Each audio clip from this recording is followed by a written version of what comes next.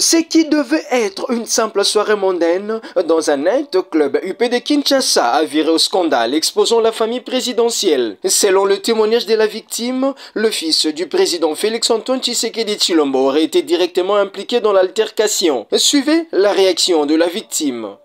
On était à moins de 2 mètres, donc il était aussi avec des gens que je connais, par exemple Clarisse, que je fréquente, et son grand frère que je connais bien, et sa soeur aussi. Et donc, avec sa sécurité, je crois qu'il voulait... En fait, j'ai pas compris ce qu'il voulait faire parce qu'à un moment donné dans la soirée, ils ont encerclé notre table, enfin la mienne, avec mes copines du Gabon avec qui j'étais. Et moi, je pensais que c'était pour aller aux toilettes, mais en fait, non, parce qu'il a attrapé un ami à moi pendant au moins 3 minutes par le col qui était un ami qui était plus à ma gauche. Et donc, moi, quand j'ai vu ça, avec... par Jean... Avec... Un instant, mon fils. C'est-à-dire tu dis qu'ils ont entouré votre table là où vous étiez installé. Oui. Et ils ont attrapé Qui a entouré cette table-là? C'était qui avait entouré ça? Les gardes et Anthony. Et ils ont pris un ami à moi par le col, ils étaient en train un peu de le violenter pendant au moins 2-3 minutes. Et c'est là que, je voyais que ça ne terminait pas, donc j'ai été gentiment m'approcher vers Anthony, j'ai dit mais on passe tous une bonne soirée, parce que ça faisait au moins 2 heures qu'on était tous là. J'ai dit mais on passe tous une bonne soirée, pourquoi ça en fait?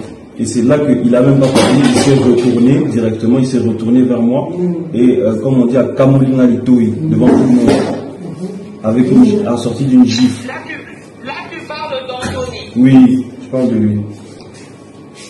Oui, c'est clair, tout le monde a écouté de mais lui. non, tu as dit que tu connais bien Clarisse, hein, qui Oui. est la cousine d'Anthony, hein? Oui. Ok.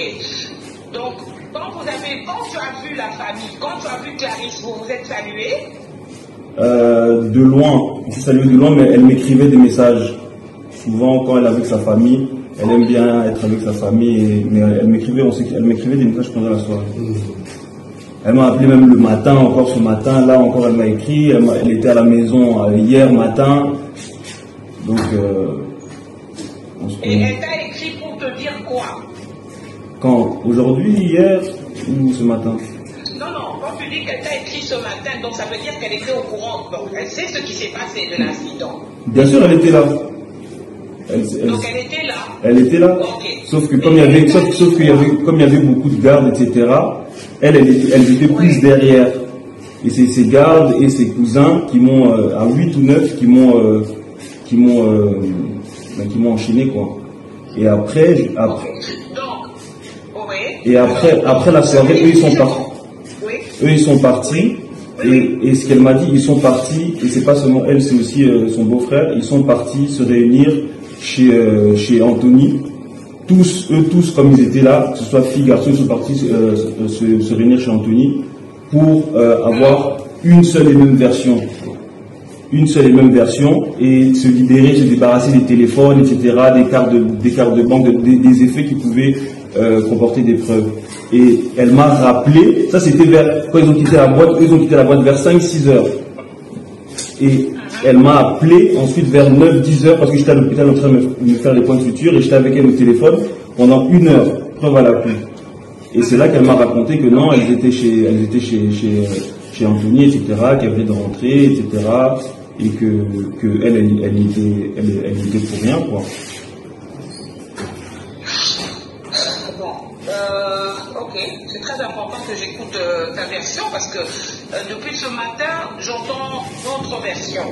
Ok, j'entends d'autres versions parce que mon fils aîné était là à côté d'Anthony. D'accord. Et c'est d'ailleurs mon fils aîné qui a vite évacué Anthony pour pas qu'il soit filmé parce que mon fils avait très peur qu'un tel incident soit filmé. L'incident survenu dans la nuit du week-end au Club Novo suscita un vif émoi dans la capitale congolaise où les versions divergent déjà sur les circonstances exactes de la dispute. Autre chose, à l'Assemblée nationale, la succession de Vital Kamerhe continue de raviver la polémique. Plus d'une personne pense que c'est Aimé Boji, actuel membre du gouvernement Soumina II, qui pourrait prendre le bâton de commande, sauf changement de dernière minute. Au sein de l'Union sacrée, l'option a été levée. Il a également le soutien de l'UNC de Kamerhe. Cependant, une frange importante des députés nationaux du Sud Kivu s'oppose à cette décision. L'arbitrage du président Félix-Antoine Tshisekedi Tshilombo est désormais attendu. Le porte-parole de la Chambre basse du Parlement, le professeur Jacques Tullier Sengekeli, a, au nom du président Isaac Jean-Claude Tshilombo, procédé ce mardi 7 octobre 2025 dans la salle du banquet du Palais du Peuple à l'ouverture de l'atelier d'élaboration et adoption du plan d'action triennal 2025-2027 de la coalition de parlementaires pour l'élimination du paludisme en RDC. Dans son intervention, le professeur Jacques Tullier Sengekeli a, chiffre à l'appui, relevé le fait que le paludisme demeure l'un des premiers facteurs de maladie et de décès en RDC. Cela avant de présenter cet atelier comme un rempart pour sauver de vies de Congolais contre ces fléaux. Le paludisme est aujourd'hui l'un des principaux défis de santé publique dans notre pays. Il constitue la cause majeure, comme elle a dit, des morbidités et des mortalités. Et cette maladie affecte particulièrement le plus vulnérable, les êtres les plus innocents, les enfants de moins de 5 ans. Mais surtout, cette maladie cause des graves dégâts sur les femmes enceintes, ceux qui symbolisent la vie et qui sont obligés de perdre leur vie pour donner la vie aux autres. En 2022, nous avons connu 27 millions de cas pour 24 880 décès. En 2023, il y a eu augmentation de ces chiffres de 1,18%. Et il y a eu une action qui a permis en 2023 d'abord de tenter de diminuer, mais comme nous avons suivi en 2024, plus de 29 millions de cas ont été comptabilisés pour plus de 22 000 cas de décès. C'est inadmissible. Ces tristes tableaux, chers collègues députés, placent notre pays, la RDC, au deuxième rang des pays les plus touchés en Afrique et au troisième rang au niveau mondial. On peut donc se rendre compte de l'ampleur du défi sanitaire qui nous interpelle tous.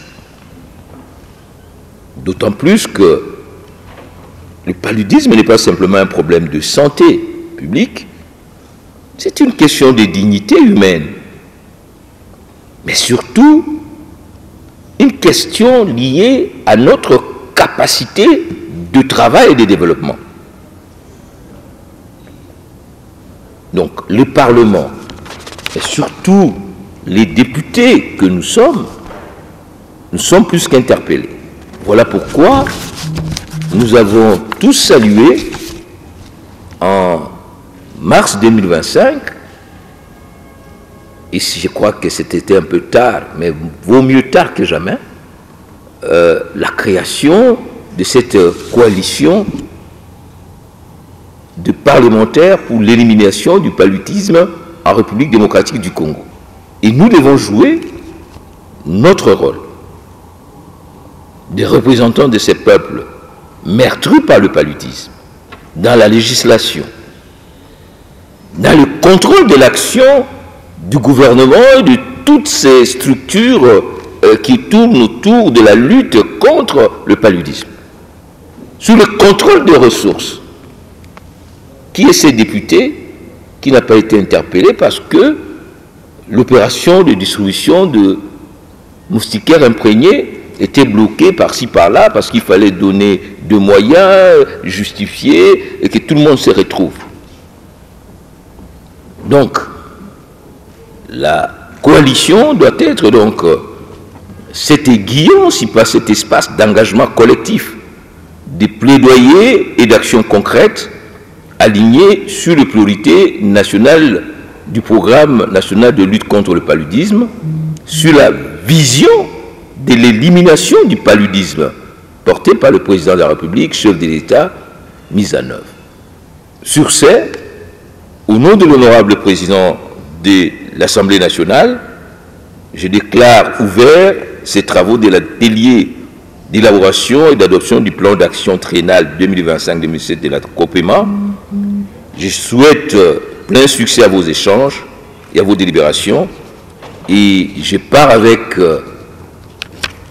l'idée que le Congo sera demain un no-malaria state. Je vous remercie. Bien avant, la présidente de la commission socioculturelle, Dorothée Madia, a, dans son mot d'ouverture, brossé un tableau sombre du paludisme en République démocratique du Congo, tout en mettant un accent particulier sur le plaidoyer que doivent mener les élus du peuple au niveau du Parlement dans l'optique de renverser la tendance du paludisme en RDC. Les élus du peuple, ensemble avec le PNLP, et d'autres structures de la société civile sont appelées, après travaux en atelier, à élaborer et adopter le plan d'action triennal 2025-2027 de la COPEMA.